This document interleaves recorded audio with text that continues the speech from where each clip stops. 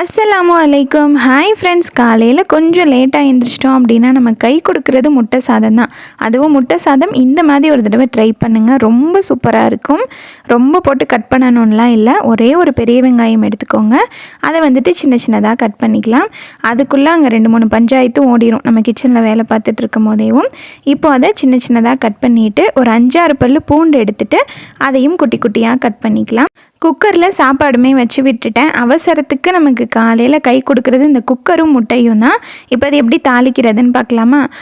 Case on பண்ணிவிட்டு ஒரு கடாயில் கடலெண்ணெய் சேர்த்துட்டு கடுகுளுத்தம்பருப்பு போட்டு அது நல்லா பொரிஞ்சதுக்கப்புறமா சீரகம் போட்டு தாளிச்சிக்கோங்க. 2 பச்சை மிளகா, கட் பண்ணி வச்சுருக்க பூண்டு, இதெல்லாம் சேர்ந்து நல்லா பொரிஞ்சதுக்கப்புறமா கட் பண்ணி வச்சுருக்க ஒரே ஒரு பெரிய வெங்காயம் சேர்த்துட்டு உப்பு தேவையான அளவு சேர்த்துக்கலாம், கருவேப்பிலை சேர்த்துக்கலாம். சேர்த்துட்டு இதை அப்படியே நல்லா வதக்கி விடுங்க. வெங்காயம் ரொம்ப வதங்கணும்னு அவசியம் கிடையாது. கொஞ்சம் ஓரளவுக்கு வதங்கி வந்ததுக்கப்புறமா ஒரு 1.5 தக்காளி மட்டும் கட் பண்ணி போட்டுக்கிறேன். பெருசுனால சின்னதுனா 2 போட்டுக்கோங்க. கொஞ்சமாக மஞ்சள் தூள், காரத்துக்கு தகுந்த மாதிரி மிளகாய் தூள், சீரகத்தூள், மிளகு இடிச்சிட்டு சேர்த்துக்கிறேன். ஒரு 10-15 மிளகு. உங்களுக்கு காரம் நல்லா பிடிக்கணும் இன்னுமே சேர்த்துட்டு நல்லா அந்த மாதிரி அந்த எண்ணெயிலே வதக்கிடுங்க. தக்காளி நல்லா சாஃப்டாகி வரணும்.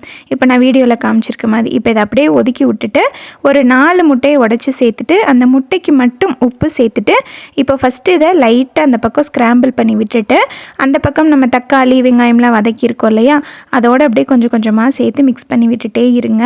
ரொம்ப ட்ரை ஆகிடக்கூடாது. இந்த அளவுக்கு ஆனதுக்கப்புறமா நம்ம குக்கரில் வச்சுருக்க அந்த சாப்பாடு இருக்கு இல்லையா, அதை சேர்த்துட்டு நல்லா சுருள கிண்டி இறக்கிடலாம்.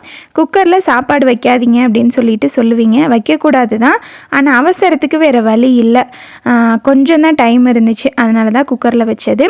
இன்னொரு விஷயம், இந்த மாதிரி கிளறின சாதம், தக்காளி சாதம், லெமன் சாதம், இதுக்கெல்லாம் வடித்த சாதத்தை விட குக்கர் சாப்பாடு அப்படின்னா மதியம் வரைக்குமே நல்லா சாஃப்டாக இருக்கும், பிள்ளைங்களுக்கு சாப்பிட்றதுக்குமே நல்லாயிருக்கும்.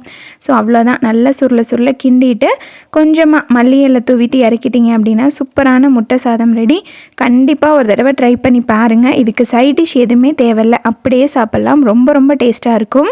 அவ்வளோதான். லஞ்ச் பேக் பண்ணியாச்சு. ஸ்நாக்ஸுக்கு நம்ம எள்ளுங்கருப்பட்டி அந்த லட்டு செஞ்சு வச்சுருந்தோம் இல்லையா, நேற்று கூட அந்த வீடியோ போட்டிருந்தேன், அதை வச்சு விட்டுட்டேன். அக்மலுக்கு 1 போதுமா, 2 கேட்டிருந்தேன். பேக் பண்ணி விட்டாச்சு. ஸோ இன்றைக்கான மினி விலாக் இது தான். தேங்க்யூ.